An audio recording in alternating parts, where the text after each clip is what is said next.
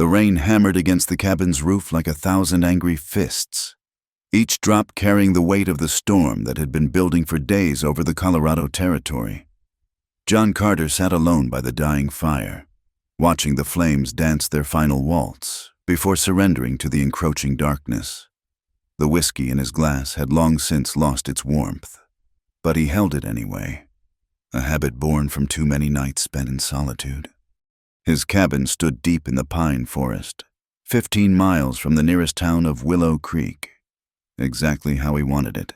5 years had passed since he'd built this refuge with his own hands, each log a barrier between himself and a world that had taken everything from him.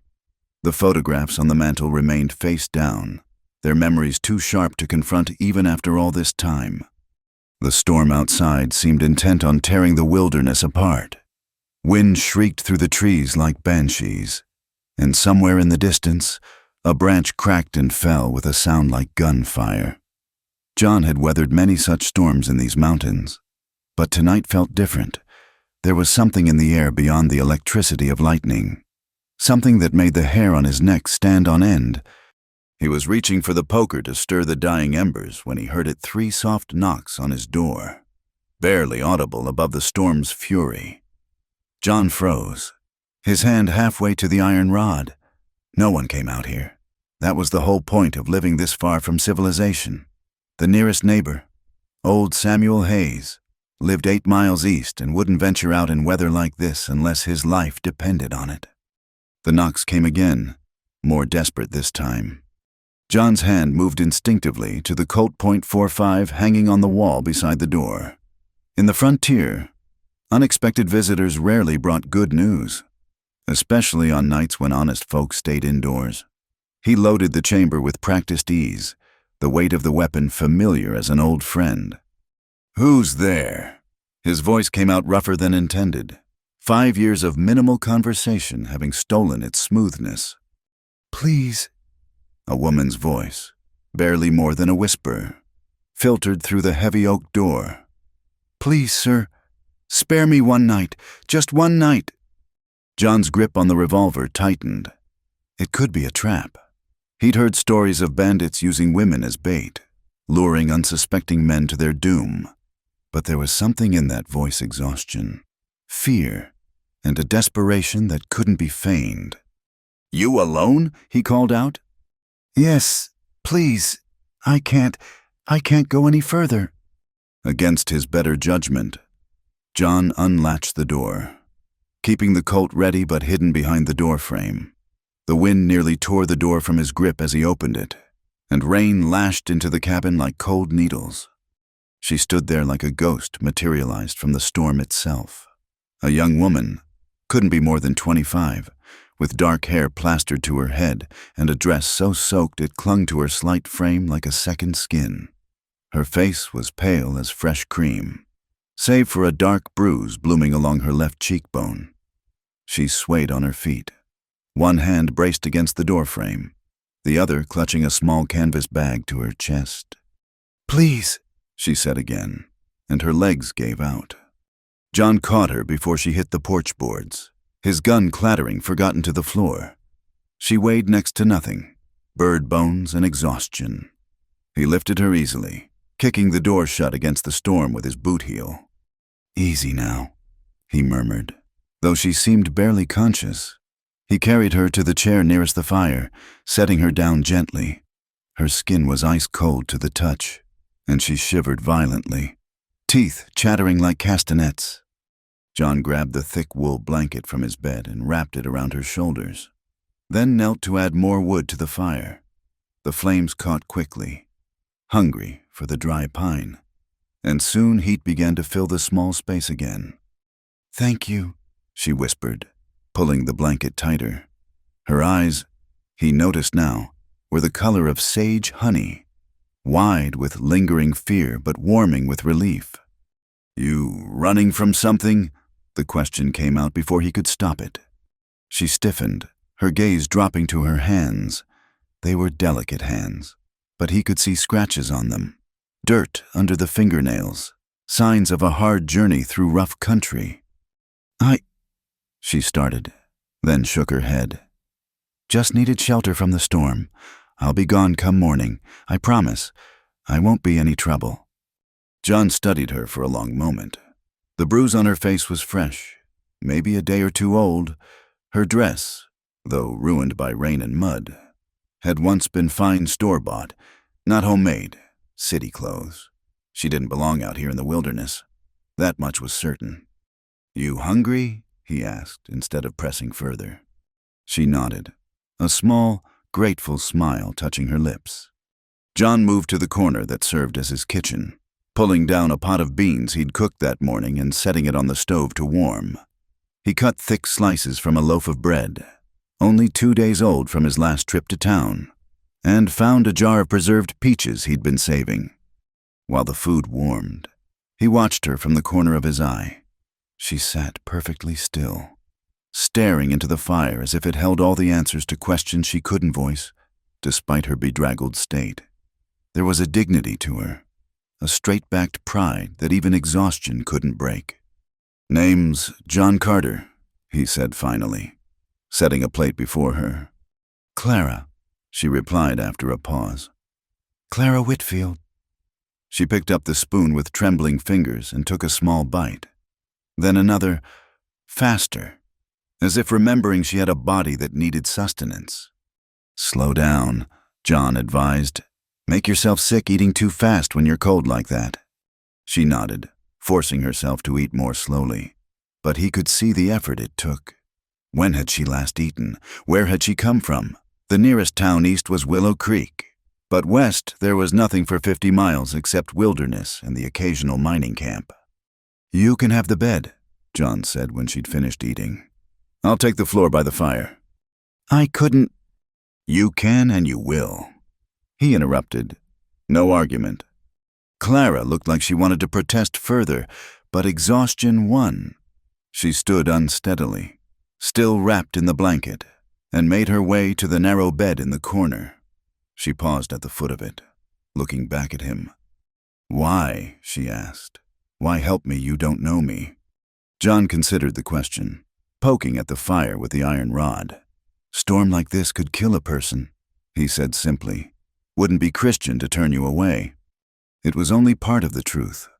The whole truth was more complex, something about the desperation in her voice, the bruise on her face, the way she reminded him of another woman who'd needed help once, long ago, when he hadn't been there to give it. Clara nodded as if she understood there was more to it but wouldn't push. She lay down fully clothed, save for her muddy boots, which she left by the bed, and within minutes her breathing deepened into sleep. John sat back in his chair, picking up his abandoned whiskey. The storm continued its assault on the cabin, but inside, the fire crackled peacefully. He studied the sleeping woman, noting the way her face relaxed in sleep, making her look even younger. Whatever she was running from, it had driven her deep into dangerous country on a night when no sane person would travel. He thought about the bruise on her face, the fear in her eyes when he'd asked if she was running. Someone had hurt her.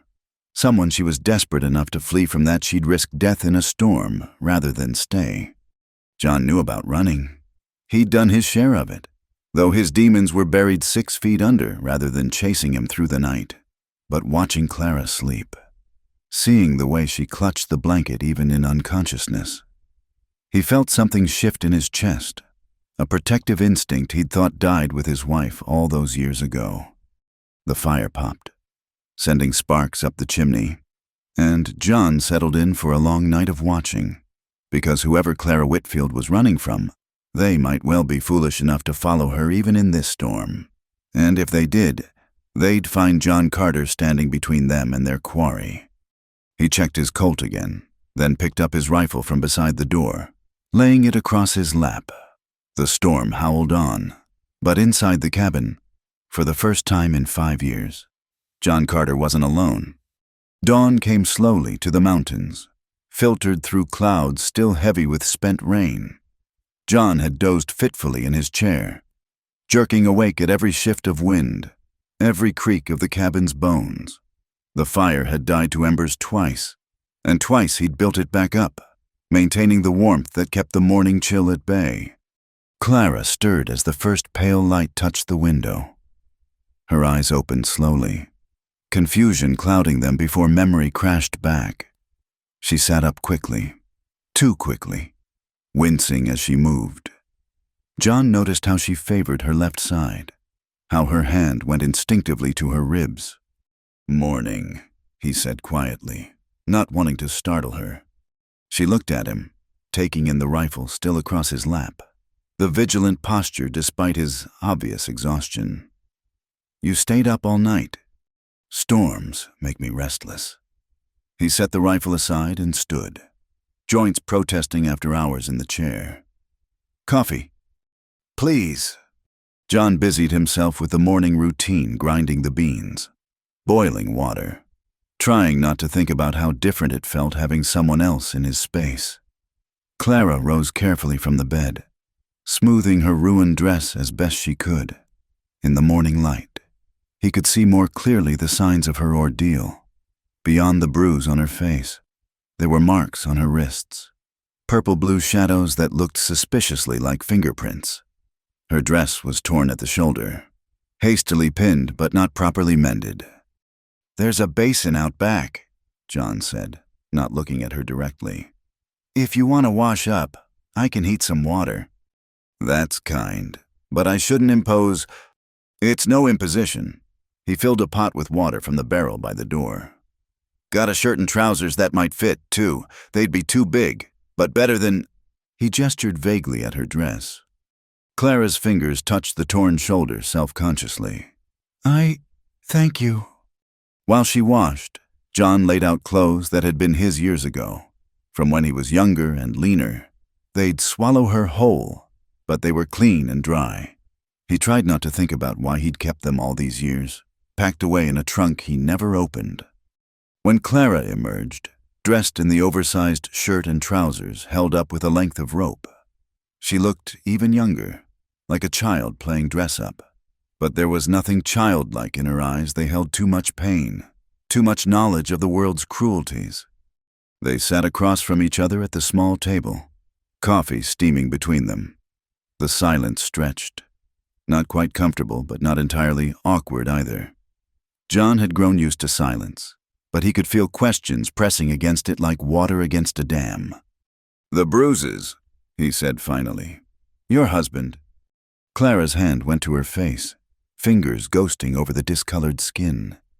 "How did you know?" "The ring mark on your finger. Fresh, like you just took it off. And the way you keep looking at the door, like you expect someone to come through it." She wrapped both hands around her coffee cup, seeking its warmth. "His name is Marcus Thornton. Perhaps you've heard of him. He owns several mines near Willow Creek." John had heard the name. Thornton was rich, powerful, the kind of man who bought judges and owned sheriffs, the kind of man who thought everything, and everyone, had a price. "He seemed so charming at first," Clara continued, voice barely above a whisper. "My father owed money, more than we could ever repay. Marcus offered to clear the debt if I married him. I thought I was saving my family." "How long?" 6 months. She laughed bitterly. 6 months of learning what kind of man I'd bound myself to. He was careful at first, making sure the bruises didn't show. But lately... She trailed off, one hand moving unconsciously to her ribs.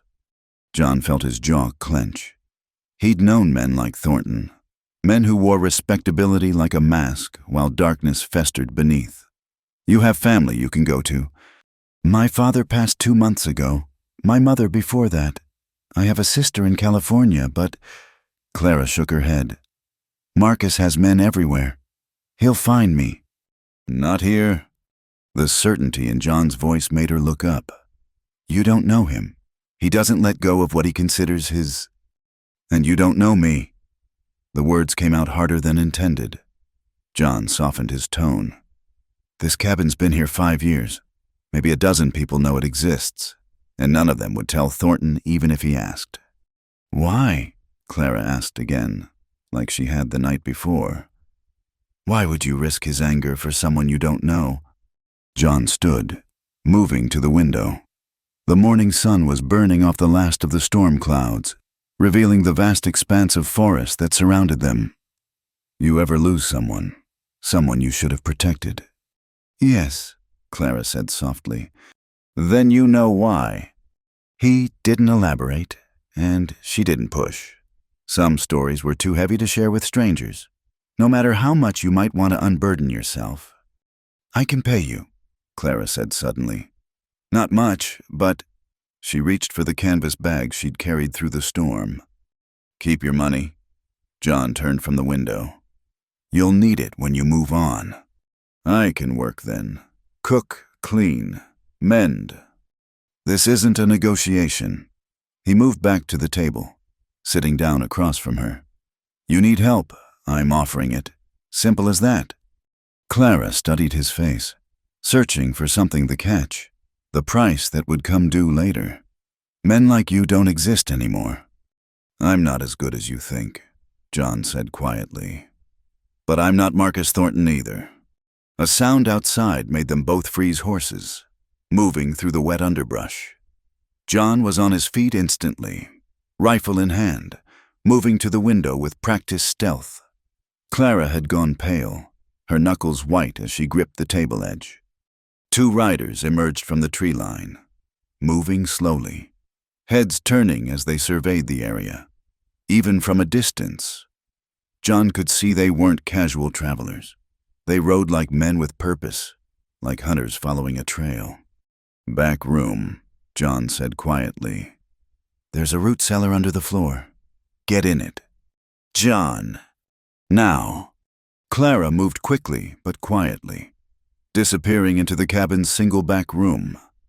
John heard the subtle scrape of floorboards being moved. Then silence.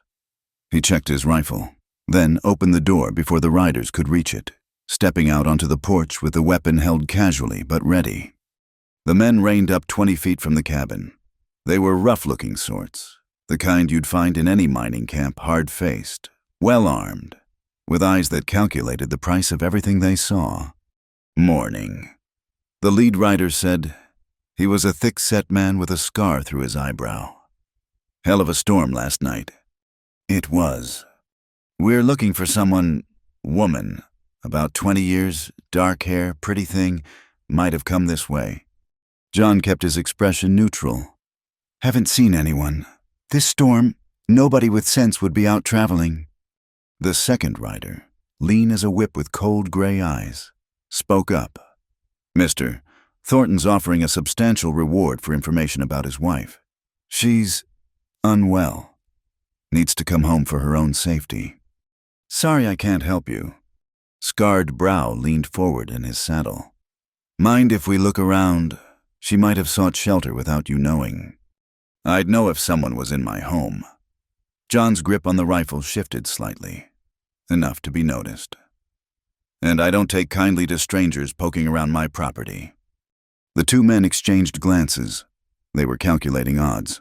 John could see it, 2 of them, 1 of him, but he had cover in a defensive position.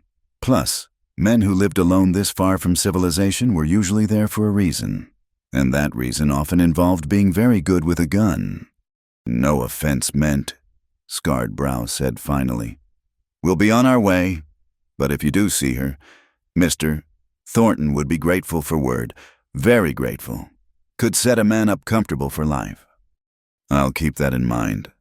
The riders turned their horses, but the lean one looked back. Thornton doesn't give up what's his, mister. Remember that if she does turn up. John watched them disappear into the trees, waited another 10 minutes to be sure they weren't doubling back, then went inside. You can come out. Clara emerged from the root cellar, cobwebs in her hair, face even paler than before. They'll be back. Maybe. I should go. I've put you in danger. You wouldn't make it 5 miles before they found you. John set the rifle back in its place by the door. Besides, where would you go? You said yourself he has men everywhere. Clara sank into a chair, the brief strength that fear had given her evaporating. Then what do I do? John looked at her, really looked at her. Beneath the fear and exhaustion, There was steel in Clara Whitfield. She'd had the courage to run, to risk everything rather than submit to more abuse. That took a kind of strength most people never found. "For now, you stay," he said. "Let them search. These mountains are big, and there are 100 directions you could have gone. Eventually, they'll have to give up." "You don't know, Marcus." "No," John agreed. "But I know these mountains, and I know how to make someone disappear in them if need be." Clara met his eyes, and something passed between them in understanding, a promise unspoken but binding nonetheless. She nodded slowly. "All right," she said, "for now." Outside, a hawk cried as it circled overhead, and the sun climbed higher into a sky washed clean by the storm. The world looked new, reborn, but John knew better. The storm had passed, but another was building, and Marcus Thornton was its name. 3 days passed in an uneasy rhythm. By day, John went about his usual routines, checking his trap lines, chopping wood, maintaining the cabin while Clara helped where she could, learning the patterns of his solitary life. By night, they sat by the fire, the space between them filled with carefully chosen words and longer silences. It was on the third night, with a fresh storm brewing outside and the fire crackling between them, that the walls finally began to crack. Clara had been mending one of John's shirts, her fingers working steadily despite the poor light. She'd insisted on earning her keep somehow, and John had learned it was easier to give her tasks than argue. He watched her work, noting the practiced efficiency of her stitches, the way she held herself with quiet dignity despite everything. "You're not what I expected," she said suddenly, not looking up from her work. "What did you expect?" "I don't know. Someone rougher, maybe meaner. The kind of man who lives alone in the mountains usually has sharp edges. I've got my share of those." Clara looked up then, studying his face in the firelight. "Maybe, but you hide them well." She paused, needle hovering over fabric. "Were you always alone out here?" John felt the familiar tightness in his chest, the one that came whenever anyone skirted too close to his past. But something about the darkness, about Clara's own visible wounds, made the words come easier. "No, I had a wife once, Sarah." The name felt rusty on his tongue, unused for so long. "We had a place in Kansas, little farm near Lawrence." Clara set down her sewing, sensing the weight of what was coming. "The war had been over for 2 years. John continued, staring into the fire. "Thought we were building something good, something clean, but the war, it doesn't end just because someone signs a paper. There were men, raiders, still fighting their own battles. They came through one night while I was in town getting supplies." He didn't need to say more. Clara understood. The frontier was full of such stories. Violence that came sudden and senseless, leaving survivors to wonder why they'd been spared. "Is that why you came here to the mountains?" "Couldn't stay in Kansas. Every fence post, every field reminded me of her. Sold the land, headed west. Figured if I got far enough from people, I couldn't fail anyone else." "You didn't fail her," Clara said softly. "You couldn't have known. Knowledge and guilt aren't the same thing." John stood, adding another log to the fire. "But you learned to carry it, like those bruises you're carrying." Clara's hand went unconsciously to her ribs. The worst of the visible marks had faded to yellow-green, but John knew there were deeper wounds that wouldn't show. "The first time Marcus hit me," she said quietly, "I thought I'd done something wrong. He was so apologetic after, brought me flowers, swore it would never happen again. I actually believed him." "When did you stop believing?" "The 4th time, maybe the 5th. It starts to blur together after a while." She picked up the sewing again, but her hands trembled slightly. "My father was already sick by then. I couldn't leave, couldn't bring that shame on him. So I learned to be smaller, quieter, to anticipate his moods.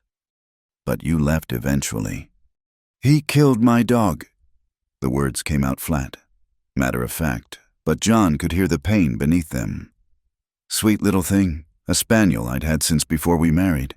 She barked when he came home drunk one night. And he... Clara's voice caught. That's when I knew. If he could do that to something innocent, something that loved unconditionally, what would he eventually do to me? So you ran. Not immediately. I planned for 3 weeks, saved what money I could hide, studied maps in the general store when no one was looking. I knew he'd expect me to go to the train station, take the easy route to California, so I went the opposite direction, into the mountains. In a storm. The storm was luck. Actually, I saw it building and knew it would cover my tracks. What I didn't count on was how quickly it would turn vicious, or how lost I'd get in the dark. John sat back down across from her. How did you find my cabin? I saw the smoke from your chimney just before full dark. By then, I was so cold I couldn't feel my feet, and I knew I was going to die out there. I almost didn't knock. Part of me thought whatever was inside might be worse than freezing. And now? Clara met his eyes. Now I think maybe God hasn't forgotten me entirely. The wind picked up outside, rattling the windows. John could smell snow on it. Winter was coming early to the mountains this year.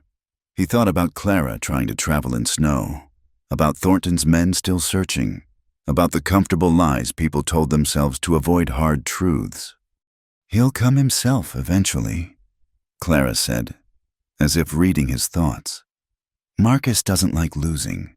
He especially doesn't like losing to someone he considers beneath him. You're not beneath anyone. Try telling that to the law.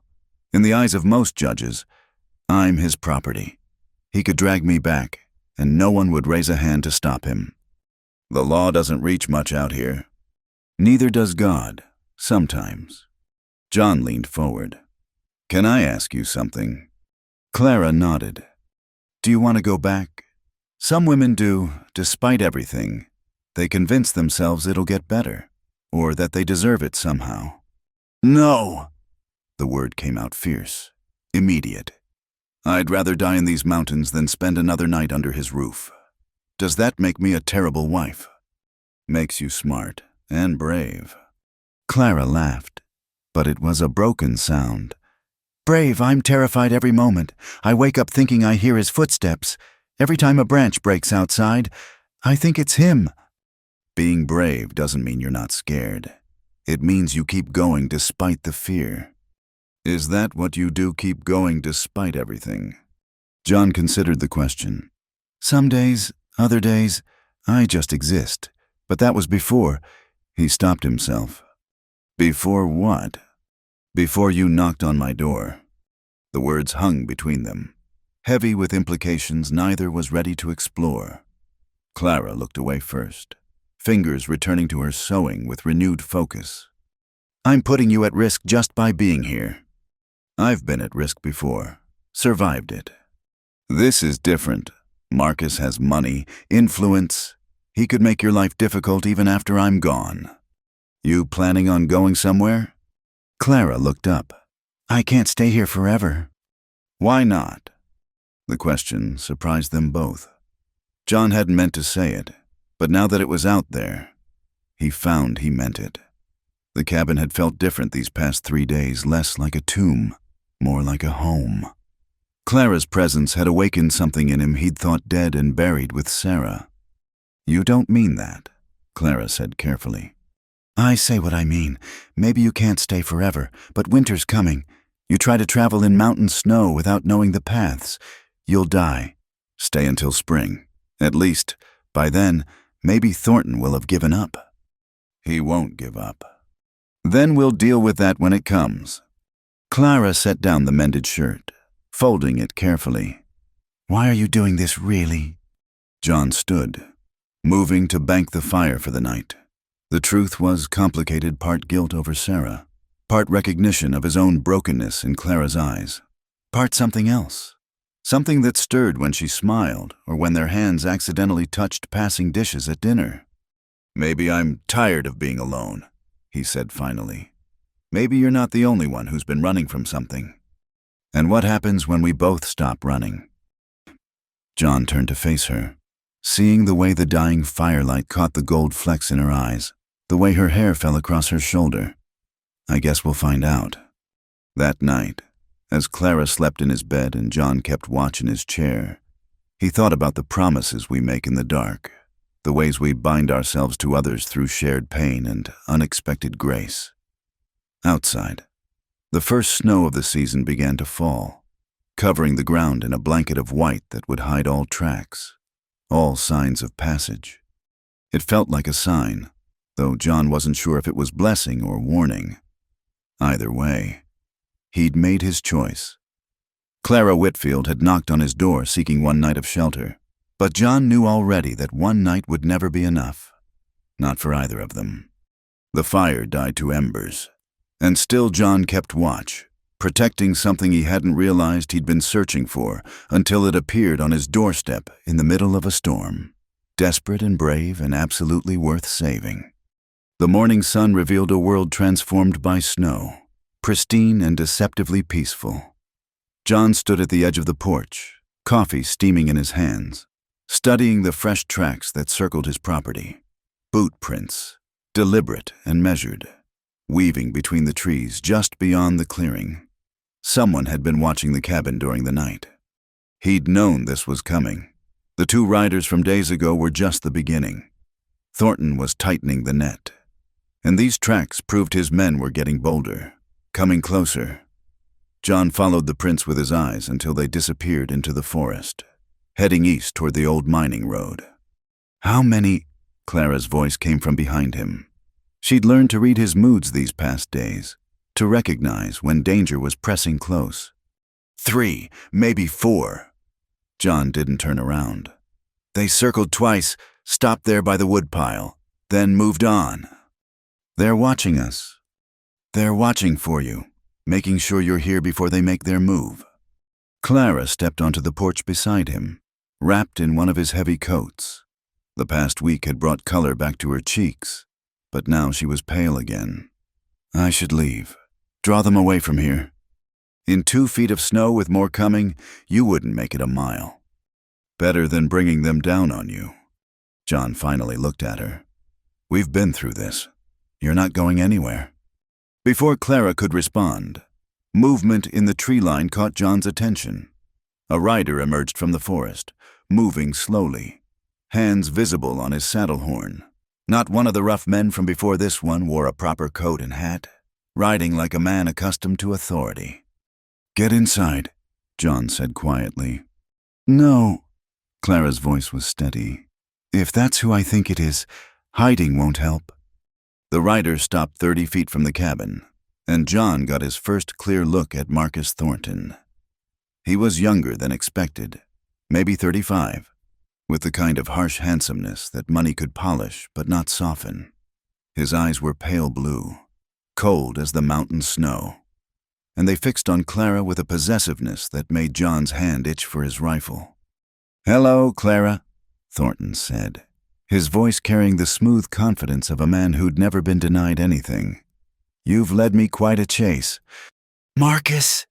Clara's voice was controlled, but John could see her trembling. Time to come home, dear. You've made your point. I'm not going anywhere with you. Thornton's smile didn't reach his eyes. Of course you are. You're my wife. The law recognizes that, even if you've momentarily forgotten it. His gaze shifted to John. And you must be the gentleman who's been harboring my wayward bride. I don't believe we've been introduced. John Carter. Ah, the hermit. I've heard about you in town. Man who lost his wife and ran to the mountains to hide. Thornton's smile widened slightly. I suppose you thought you were being noble, taking in a distressed woman. But you see, Mr. Carter, Clara has these episodes. She gets confused, tells stories. I'm sure she's painted me as quite the monster. The bruises painted that picture well enough. Thornton's expression hardened for just a moment before the smooth mask returned. Accidents happen. Clara can be clumsy. Can't you, dear? Stop it! Clara stepped forward, chin raised. We both know what you are. Marcus, what you did. What I did was try to give you a good life, fine clothes, a beautiful home, standing in the community. And this is how you repay me, running off into the wilderness like some common, he caught himself, recomposed. But I'm willing to forgive. Come home now, and we'll say no more about it. No. The word hung in the cold air like a challenge. Thornton's jaw tightened. You seem to be under the impression you have a choice, he said, voice dropping to something more dangerous. You don't. You're my wife. Before God and law, mister. Carter here has no right to keep you from me. I'm not keeping her, John said evenly. She's free to go wherever she pleases. Just happens she doesn't please to go with you. Thornton studied John with the calculating look of a man assessing an obstacle. You know, Carter, I'm a reasonable man. I understand you've probably grown attached to my wife. Perhaps we can come to an arrangement. I'm prepared to compensate you for your trouble. Say, $500. Not for sale. Everyone has a price. 1,000. John stepped forward, positioning himself slightly between Clara and Thornton. You're trespassing on my land. Time to leave. Your land, Thornton laughed, but there was no humor in it. I had my lawyers look into that. Seems your claim was never properly filed. Technically, this is still government land. Anyone could file on it.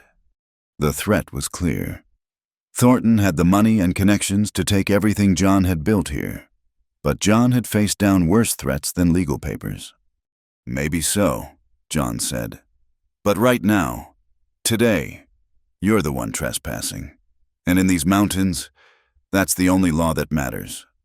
Thornton's hand moved slightly toward his coat, and John tensed, ready to draw. But the man just pulled out a handkerchief, dabbing at his nose as if the cold offended him. I have 8 men waiting just beyond those trees. Thornton said conversationally. Good men, loyal to me. They could take Clara by force if I gave the word. They could try. You'd die. Probably, but I'd take some of them with me, maybe even you, if I'm lucky. John's hand rested on his Colt. Question is she worth dying for? I've decided she is. Have your men decided the same? For the first time, uncertainty flickered in Thornton's eyes. Men who were ready to die for their principles were dangerous, unpredictable, and men who'd already lost everything they loved were the most dangerous of all. This isn't over, Thornton said finally. It is for today. Thornton turned his horse but stopped, looking back at Clara. You think you're safe here. You think this broken-down soldier can protect you. I own the sheriff, the judge, half the territory. There's nowhere you can run that I won't find you. Then stop looking, Clara said, her voice stronger now. Find another wife, Marcus, one who'll cower properly when you raise your hand. I'm done being that woman. Something ugly flashed across Thornton's face, the real man beneath the polished exterior. You're mine, Clara. You'll always be mine. And when you finally understand that, when you come crawling back, I might not be so forgiving. He spurred his horse, riding back toward the tree line as he disappeared into the forest. John caught glimpses of other riders. Thornton hadn't been bluffing about the 8 men. They melted back into the woods like wolves retreating to shadow. Clara stood frozen until the last sound of horses faded. Then her knees buckled. John caught her, holding her as she shook not from fear. He realized, but from the effort of standing up to the man who'd terrorized her for months. You did good, he murmured into her hair. You did real good. He'll be back, with more men, or with legal papers, or with something worse. Let him come. Clara pulled back to look at him. You can't fight the whole world for me, John. Watch me. She searched his face, looking for bravado or false confidence, but found only steady determination. Why? She asked again, the question that kept arising between them. This time, John had an answer. Because some things are worth fighting for. I forgot that for a while, but you reminded me. They stood there on the porch, snow beginning to fall again. And John felt the shift in the air, not just the weather, but something fundamental. The confrontation with Thornton had changed things. Lines had been drawn, sides chosen. There was no going back now. "He knows where I am now," Clara said quietly. "He'll never stop coming." "Then we'll be ready." John guided her back inside, bolting the door behind them. He pulled his rifle from its place, checked it, then set it within easy reach. From a trunk beneath his bed, he pulled out boxes of ammunition, an old army revolver, a knife in a worn leather sheath. "You're preparing for war," Clara observed. "I've been in war. This is just a skirmish." He looked up at her. "But if you want to leave, find somewhere else to go. I'll help you, give you supplies, money, whatever you need." Clara moved to the window, watching the snow fall heavier now, obscuring the tracks Thornton's men had left. "You know what's strange? For 6 months with Marcus, I felt like prey, always running, always hiding, always afraid. But standing up to him just now, seeing him ride away, for the first time, I felt like myself again." "That's not strange. That's finding your courage." "Or finding someone who believes I'm worth protecting." She turned from the window. "I'm staying. John, whatever comes, we face it together." John nodded, something loosening in his chest. "Together, then." Outside, the snow continued to fall, covering the evidence of Thornton's visit. But John knew this was just the quiet before the storm. Thornton would regroup, plan, and return with greater force. But for now, in this moment, Clara was safe, and she was here, and that was enough. They spent the rest of the day preparing securing windows, organizing supplies, planning escape routes if needed.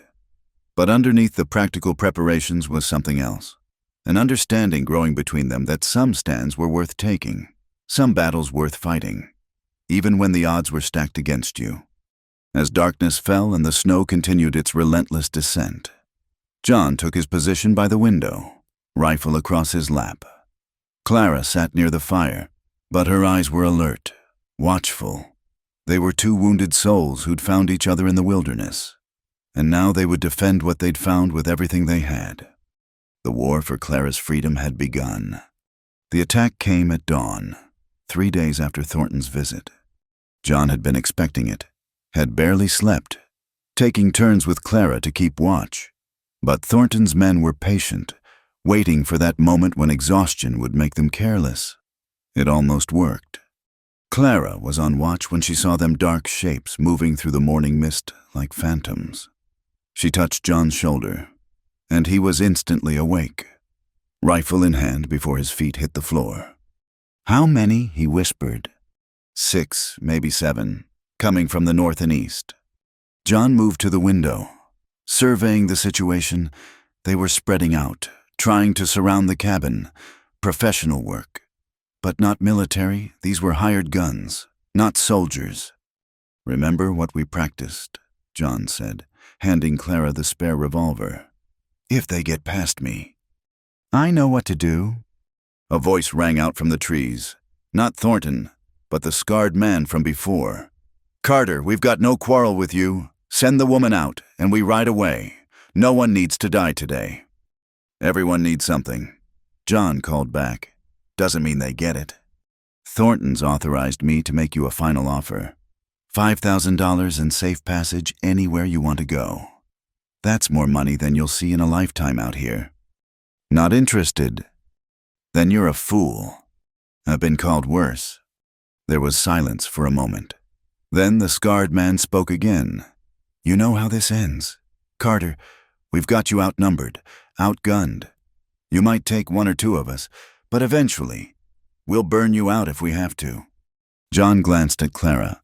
Her face was pale but determined, the revolver steady in her hands. She nodded slightly whatever came. They were in it together. You try to burn this cabin, John called out, and you'll be crossing a line. This stops being about retrieving a runaway wife and becomes murder. That's a hanging offense, even in territorial law. Only if someone's alive to testify. The threat hung in the cold morning air. John knew the man was right. Dead witnesses told no tales, and Thornton had enough money to make sure any investigation went his way. Clara, John said quietly, when this starts, you get to the root cellar. There's a tunnel there. Leads out to the old mine shaft. You remember where I showed you? I'm not leaving you. You will if I tell you to. Before Clara could argue, a shot rang out, splintering wood near the window. John pulled Clara down as more shots followed, the cabin suddenly alive with the sound of breaking glass and punctured timber.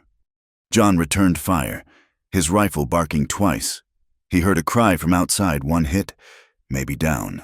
The shooting stopped momentarily as the attackers reconsidered their approach. They're moving, Clara said, peering through a crack in the wall. Trying to get around back. John shifted position, covering the rear door. The cabin's thick logs would stop most bullets, but the windows were vulnerable, and they only had so much ammunition. A figure darted across the clearing, and John fired, sending the man diving back to cover. Another ran from the opposite direction. They were testing his ability to cover multiple angles. Two coming from the west, Clara called out, and without hesitation, she fired through the broken window. The shot went wide, but it was enough to drive them back. Good girl, John muttered, impressed despite the situation. Clara might be scared, but she wasn't helpless.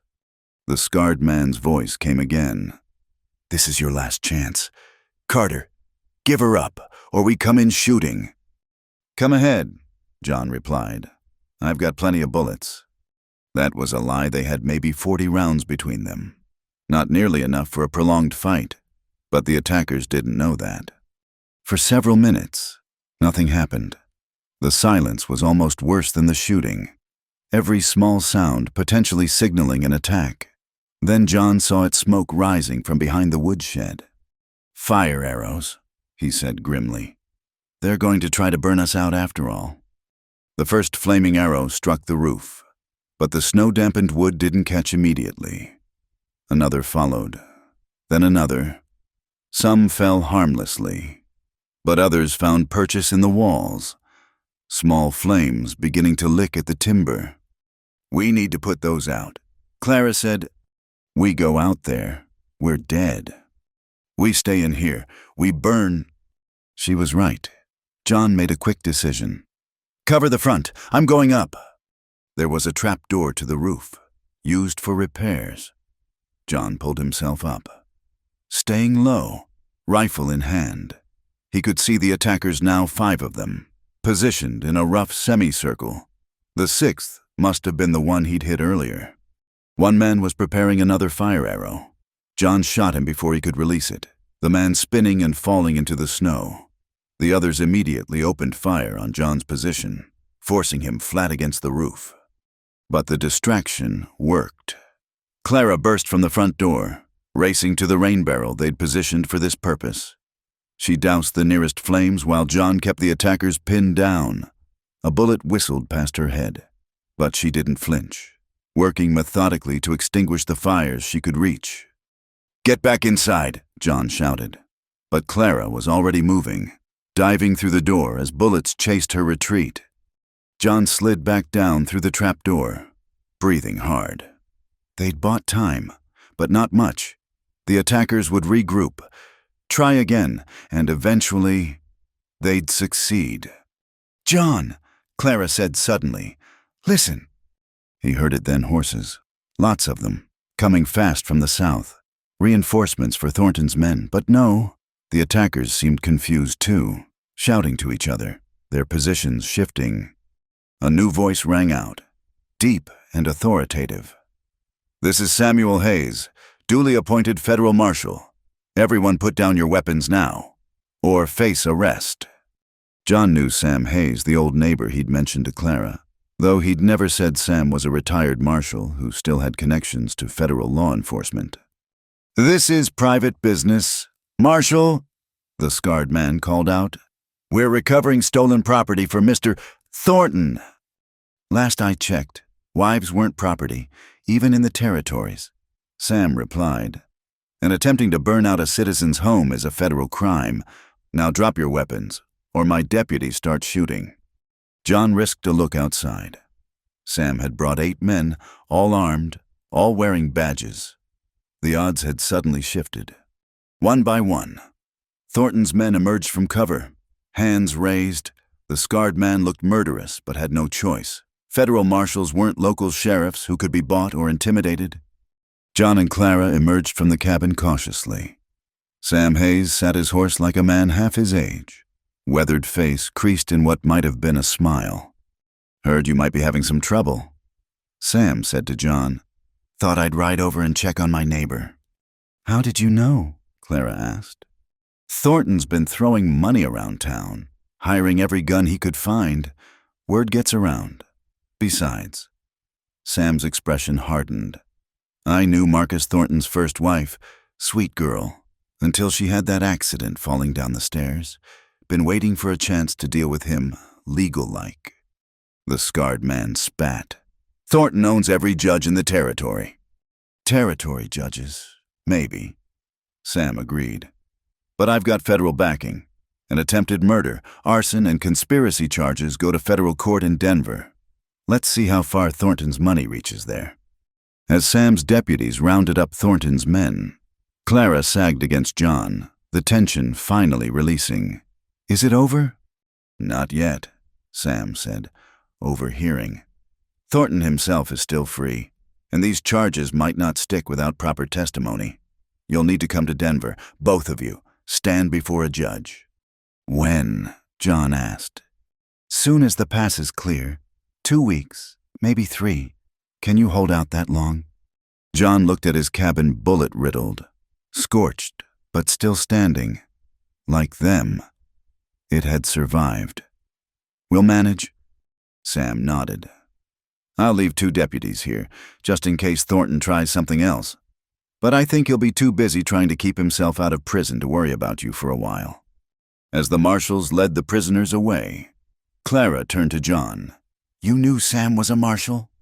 "Retired marshal. Wasn't sure he'd help. But you hoped." "I knew he was a good man.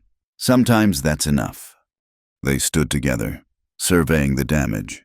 The cabin would need repairs. Windows replaced, walls patched. But it had held when it mattered. "I should go to Denver alone," Clara said quietly. "You've done enough, risked enough." John turned to her, taking her hands in his. They were rough hands, calloused from work, but gentle now. "We started this together. We'll finish it together. Even if Thornton finds a way to win, even if the law sides with him." "Even then, I told you, Clara, some things are worth fighting for. You're one of them." She looked up at him, and something shifted in her eyes, gratitude becoming something deeper, warmer. "John Carter, I believe you're the best man I've ever known. Just a man trying to do right. That's what makes you the best." As the sun climbed higher, burning off the morning mist, they began the work of putting things back together. The first confrontation was over, but both knew the real battle would come in Denver. In a courtroom where Thornton's money and influence would be tested against the truth. But for now, they were safe. They were together, and they had hope. In the harsh world of the frontier, sometimes that was the greatest victory of all. The deputies left after a week, called back to handle troubles elsewhere. Sam Hayes had apologized, but John understood law was spread thin in the territories, and they couldn't spare men to guard one cabin indefinitely. Besides, word was that Thornton had gone to Denver, hiring expensive lawyers to fight the federal charges. That first night alone again, the cabin felt different. They'd repaired the physical damage, but something had fundamentally changed between John and Clara during the siege.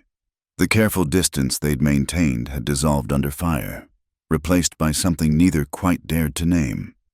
Clara stood at the stove, preparing their evening meal, while John cleaned his rifle at the table. It had become their routine, comfortable in its domesticity, yet charged with unspoken possibility. "You're quiet tonight," Clara observed, not turning from her cooking. Thinking about Denver, about after Denver. Clara's hands stilled for a moment before resuming their work. "We don't need to decide that yet, don't we?" John set down the rifle. "If the court rules in your favor, you'll be free to go anywhere, start fresh, California, like you planned. Your sister's there." "Is that what you want for me to go to California?" "I want you to be safe, happy." Clara turned then, and John saw tears threatening in her eyes. "You still don't understand, do you? I am happy, for the first time in so long. I'm happy, here, in this cabin in the middle of nowhere, with you." "Clara, no, let me finish." She moved closer, wiping her hands on her apron. "I know what this is. I know what's happening between us, and I know you feel it too, even if you won't say it." John stood slowly, his heart hammering. "You've been through trauma. Sometimes that makes people feel things that aren't real." Clara's voice carried an edge of frustration. "Is that what you think this is, some kind of rescue fantasy?" "I think you're vulnerable, and I think you deserve better than a broken-down soldier hiding in the mountains." "Stop." Clara moved closer still, close enough that John could smell the lavender soap she used, one of the few luxuries she'd asked for from town. "Stop deciding what I deserve. Stop pushing me away because you think you're protecting me. Your husband. Marcus was never my husband, not truly. He was my owner, my tormentor, but never my husband." Her hand reached up, touching John's face gently. "You've shown me more kindness, more respect, more genuine care in these weeks than he did in 6 months. John caught her hand, holding it against his cheek. "Clara, I lost Sarah. I can't lose someone else like that." "So you'll push me away instead, lose me anyway." The logic was flawed, and they both knew it. John had been using Sarah's memory as a shield, protecting himself from the possibility of loving and losing again. But Clara had slipped past his defenses without trying, simply by being herself brave, determined, wonderfully alive. "I'm not Sarah," Clara said softly. "And you're not the same man you were then. We're both different, both carrying scars. Maybe that's why we fit." John pulled her closer, and Clara came willingly, fitting against him like she belonged there. They stood that way for a long moment, not kissing, not speaking, just holding each other while the fire crackled and the wind sang through the pines outside. "I'm scared," John admitted into her hair. "Of what?" "Of wanting this too much, of it being taken away." Clara pulled back enough to look into his eyes. "Then we'll be scared together. But John, I'd rather have one day of real happiness with you than a lifetime of safety alone." Before John could respond, a sound outside made them both freeze horses. Approaching fast, John reached for his rifle, but Clara caught his arm. "Wait, listen." It was just one horse, riding hard. As it got closer, they heard the rider calling out, "Carter, John Carter, I have urgent news." John recognized the voice Tom Morrison, one of Sam Hayes's deputies. He opened the door cautiously, rifle still in hand. Tom practically fell off his horse, exhausted from hard riding. "Thornton," he gasped. "He's broken jail in Denver, killed a guard, took 2 men with him. Marshal Hayes thinks he's heading this way." Clara's face went white. "When?" "2 days ago. The marshal's gathering men, but Thornton's got a head start. Could be here by tomorrow night if he rode hard." John helped Tom inside, gave him water. "How many men?" "Don't know for certain. At least 3, maybe more if he picked up help along the way." Tom looked at Clara apologetically. "Marshal says you should run. Ma'am, both of you, get out before he arrives." No. Clara's voice was firm. I'm done running. Clara, be sensible, John started. I am being sensible. If we run now, it never ends.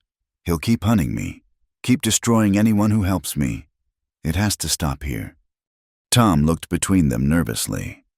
Marshall Hayes is maybe a day behind Thornton. If we're lucky. You just have to hold out until then.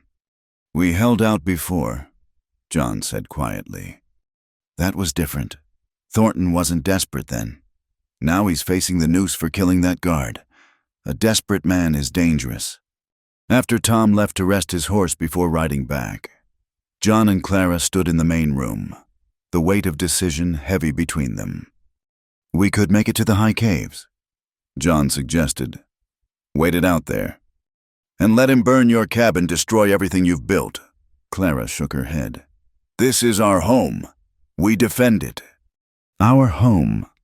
Clara flushed slightly but didn't back down. Yes, our home. Unless you're planning to throw me out after all this is over. John pulled her back into his arms. Never. But Clara, if something happens to you because of my stubbornness. Nothing will happen to me. You won't let it. She looked up at him with such trust that it took his breath away. And I won't let anything happen to you either. We protect each other now. They spent the rest of the night preparing. John showed Clara every defensive position, every hidden weapon cache. They filled containers with water, loaded every gun, prepared for siege. As dawn approached, they took position by the windows, watching the approaches to the cabin. The morning mist clung to the ground like a shroud, limiting visibility. John, Clara said quietly, if he comes, if we don't, I need you to know something. Clara, I love you. The words came out in a rush. I know it's too soon, too complicated, but I love you. I think I have since that first night when you opened your door to a stranger. John set down his rifle, crossed to her in 2 strides, and kissed her. It was their first kiss, and it tasted of coffee and possibility and defiance against a world that seemed determined to keep them apart. I love you too, he said when they broke apart. God help me, I love you. Then we'll win, Clara said simply, because now we have something worth fighting for. The sun climbed higher, burning off the mist, revealing the empty forest around them.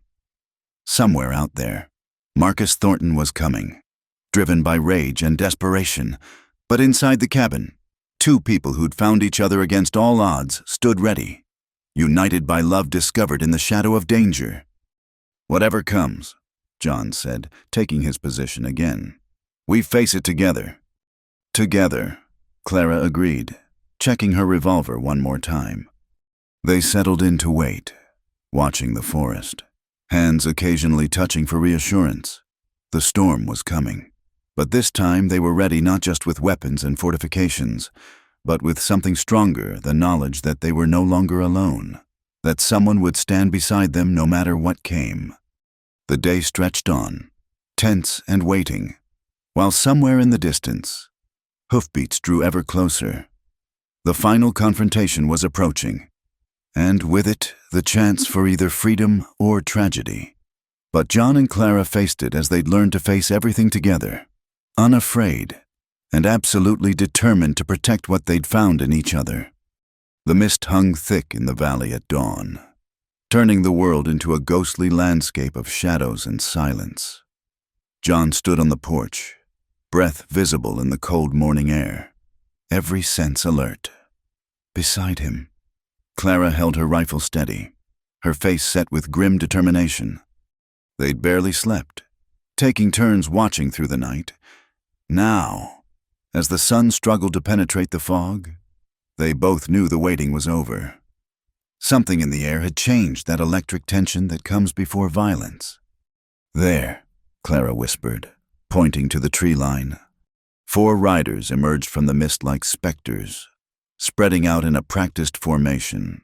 Marcus Thornton rode in the center, his once fine clothes now dusty and torn from hard riding. His face, when it became visible, was haggard. marked by desperation and rage. The man beside him John recognized as Wade Colton, a gunslinger with a reputation for leaving no witnesses. "Clara," Thornton's voice cracked across the clearing. "this ends now, one way or another." "Yes, it does," Clara called back, surprising John with the steadiness of her voice. Thornton dismounted, his hand resting on his pistol. "You've cost me everything. My reputation, my business, my freedom. All for what? To play house with this worn-out soldier." "I cost you nothing, Marcus. You did that yourself the first time you raised your hand to me. You belong to me." "I belong to no one but myself. I always did. You just couldn't see it." Thornton's face contorted with fury. "Then you'll die free, both of you." He nodded to his men. "Burn it down. Leave nothing standing." "I wouldn't do that," John said, his voice carrying quiet menace. "You're already wanted for murder. Add 2 more bodies, and every bounty hunter in the territory will be after you." "They already are." Thornton laughed bitterly. "What's 2 more graves in these mountains? No one will ever find you." Wade Colton moved forward, but John's rifle swung toward him. "That's far enough." "4 of us, 2 of you," Colton observed with a cold smile. "Not good odds. Friend." "Good enough," John replied. The moment stretched taut as a bowstring. Then everything happened at once. Colton went for his gun, fast as a striking snake, but John was already moving. His rifle barked once, and Colton spun backward, clutching his shoulder. The other men scattered for cover as Clara fired, her shot splintering wood inches from Thornton's head. John pulled Clara behind the water trough as bullets peppered the porch. They returned fire methodically, making every shot count.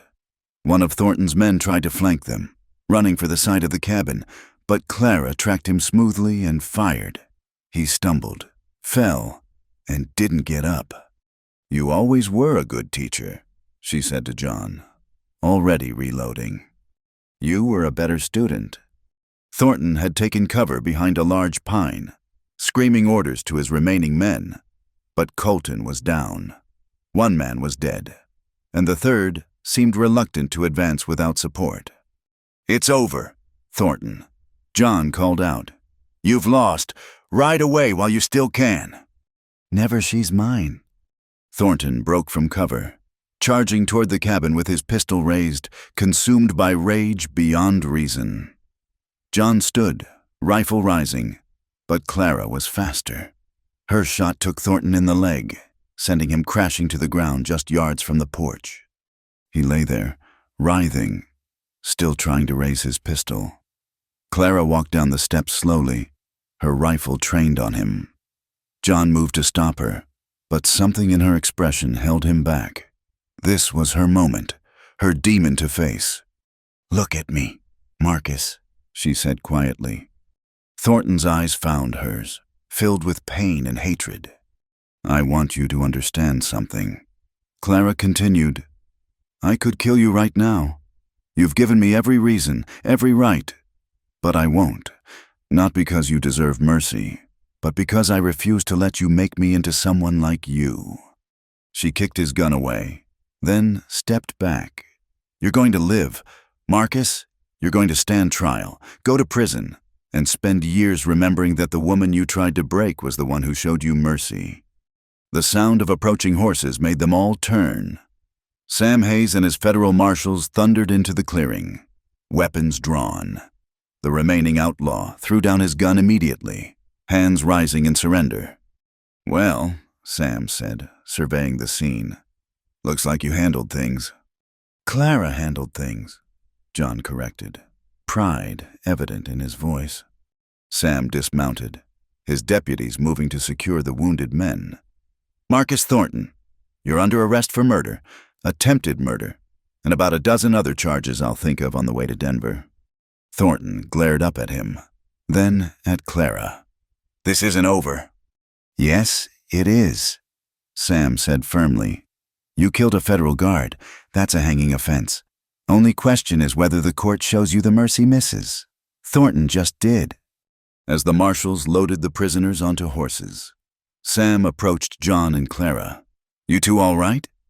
"We're fine," John said, his arm around Clara's shoulders.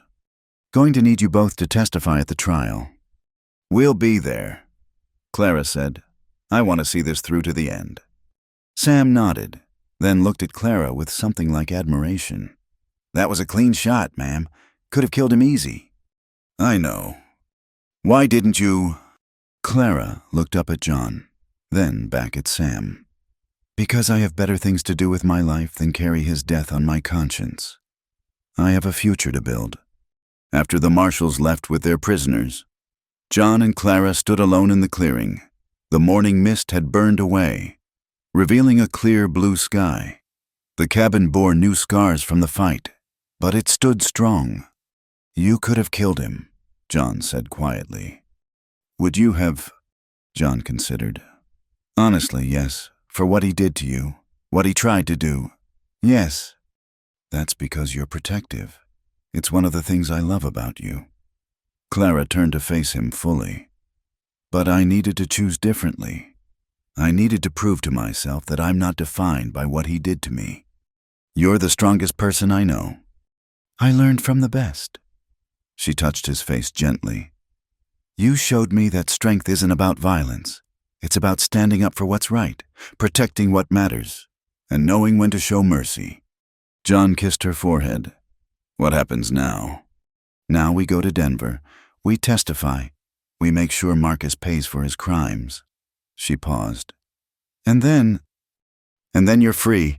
Really, truly free." "I'm already free, John. Have been since the night you opened that door."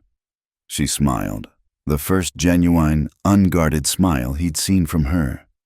"The question is, what do we do with that freedom?" John looked at the cabin, damaged but standing, then at the woman who'd brought life back to his dead heart. "We live, Clara. We just live. Together. If you'll have me." "John Carter, I crossed mountains in a storm to find you. I fought off my demon of a husband beside you. You really think I'm going anywhere now?" They walked back to the cabin hand in hand. There would be a trial to face, testimony to give, a legal marriage to dissolve. But those were just formalities now. The real battle had been fought and won. Not with bullets, though those had played their part, but with courage, trust, and the kind of love that grows in the most unlikely places. As they reached the porch, Clara paused. "John, that first night, when I knocked on your door, did you think about turning me away?" "For about a second." "What changed your mind?" John considered the question. I think I was waiting for you. I just didn't know it until you knocked." Clara squeezed his hand. "I'm glad you opened the door. So am I." They went inside together, leaving the morning sun to wash clean the signs of battle. The mountains stood eternal around them, witnesses to violence and redemption, to love found in the wilderness of two broken hearts. Marcus Thornton would face justice, but John and Clara had already found something better. They'd found peace, and they'd found each other. The door closed behind them, and for the first time in years, John Carter's cabin truly felt like home. Spring came early to the mountains that year, as if nature itself celebrated the new beginning. The snow melted in rushing streams, wildflowers pushed through the dark earth, and the air carried the sweet promise of renewal. John stood on the porch he'd rebuilt, stronger than before, watching the sunrise paint the peaks gold. 6 months had passed since the trial in Denver. Marcus Thornton had been sentenced to hang for the murder of the federal guard.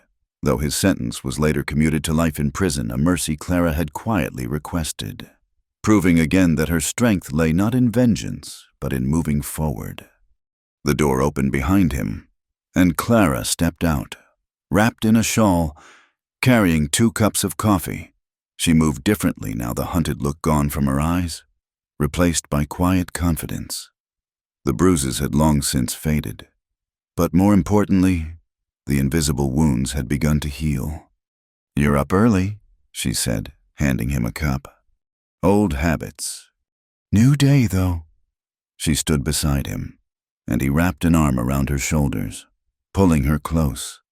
The simple gold band on her finger caught the morning light they'd married quietly in Denver after the trial, with Sam Hayes as witness. "Any regrets?" John asked, a question he posed sometimes, still hardly believing she'd chosen to stay. "Only one," Clara said, and he tensed until she continued with a smile. "I wish I'd knocked on your door sooner." They stood in comfortable silence, watching the world wake up. The cabin had been transformed over the winter months.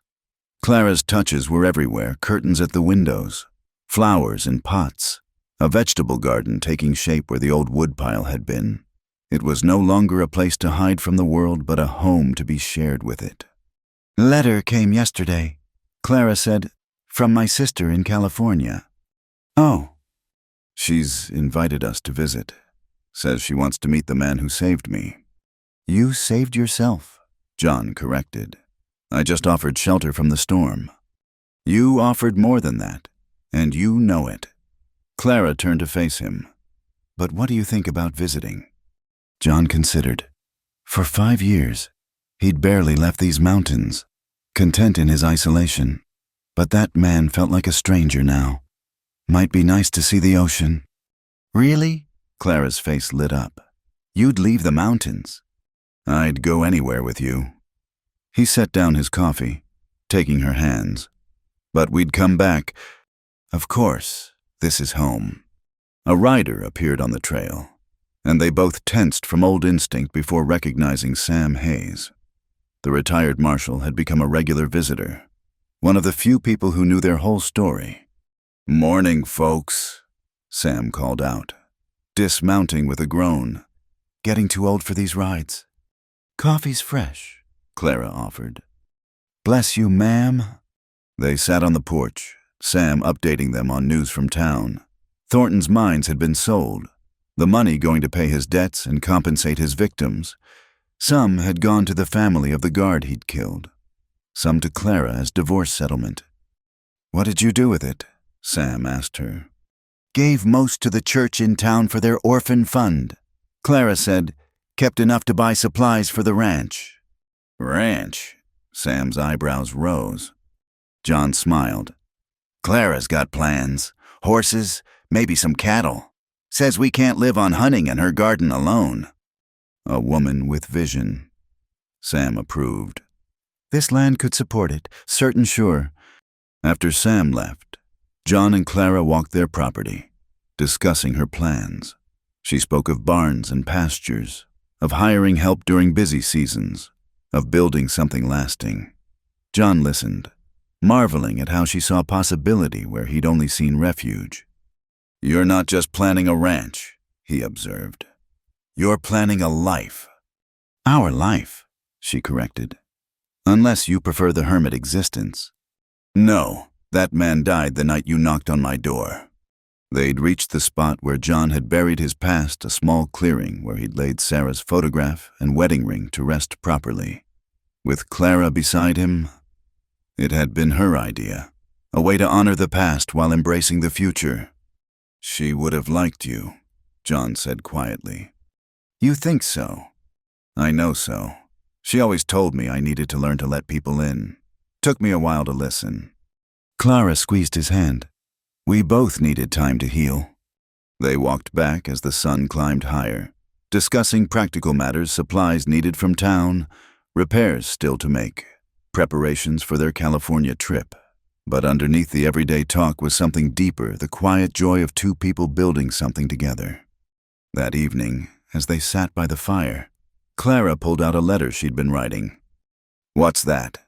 John asked. "I'm writing to other women. Ones in situations like mine was letting them know there's hope, that they can leave, that there are people who will help." "That's dangerous. Their husbands won't like it." "I know, but someone needs to tell them they're not alone." She looked at him. "Would you mind if some of them came here if they needed shelter?"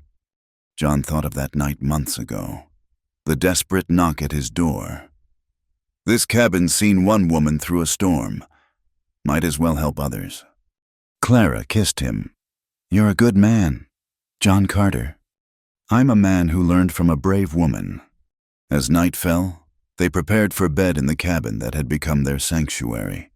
The place that had sheltered John's grief now sheltered their love. The walls that had witnessed violence now witnessed peace. "John," Clara said as they lay together, moonlight streaming through the window. "That first night, you told me everyone needs something. What did you need?" John pulled her closer, breathing in the scent of her hair. "I needed to remember why life was worth living. I needed to remember that broken things can be mended, that ended stories can have new chapters. And now I need exactly what I have. You, here, this life we're building. No grand adventures, no yearning for something more. Every day with you is an adventure, Clara. And as for something more, what could be more than this? We faced down evil, chose mercy over vengeance, and found love in the ruins. That's a pretty grand story." Clara turned in his arms, her face serious in the moonlight. "I never thanked you properly for opening the door that night." "You don't need to." "Yes, I do. You gave me shelter when I needed it, protection when I was hunted, and love when I thought I'd never trust again. You gave me back myself." "You gave me the same," John said softly. "I was just existing before you came, going through motions, marking time until I could join Sarah. You reminded me that life goes on, that it's meant to be lived, not just endured." They lay quietly for a moment, listening to the night sounds, wind in the pines, an owl calling, the creek running strong with snowmelt. "We should write it down," Clara said suddenly. "Our story." "Why?" "So others know. So women in my situation know there's hope. So men like you know that opening the door to someone in need can change everything." "You think anyone would believe it? A woman fleeing through a storm, a hermit in the mountains, a showdown with an evil husband. The truth doesn't need to be believed to be true." Clara said, "We lived it. That's enough." John kissed her forehead. "Then we'll write it together." "Like everything else. Like everything else," he agreed. As sleep took them, the cabin stood strong against the night. No longer a hiding place, but a beacon proof that sometimes, when you open your door to someone in need, you're really opening it to your own salvation. The morning would bring new challenges, new plans, the continued work of building a life together. But for now, in the quiet darkness, two souls who'd found each other in the wilderness rested in the peace they'd fought so hard to earn. The first light of dawn touched the mountains, painting them rose and gold, as if the very earth blessed their new beginning. In a cabin that had seen sorrow and joy, violence and mercy, John and Clara Carter began another day of their hard-won happiness, testament to the power of love to transform even the most broken of hearts. Their story had begun with a desperate knock in a storm. It continued now in the calm after, in the daily choice to build rather than hide, to trust rather than fear, to love rather than merely survive. And in the mountains of Colorado, where the wind still carries tales of the Old West, their story became legend of a woman who refused to be broken, a man who remembered how to hope, and a love that proved stronger than all the storms that tried to tear it apart. Thank you so much for listening to this Wild West love story. I'd love to know where you're enjoying this tale from. Please share in the comments below so we can connect with fellow listeners from around the world. Don't forget to subscribe to From Wild West channel for more authentic frontier stories. And share your thoughts about John and Clara's journey. Your support means everything to us.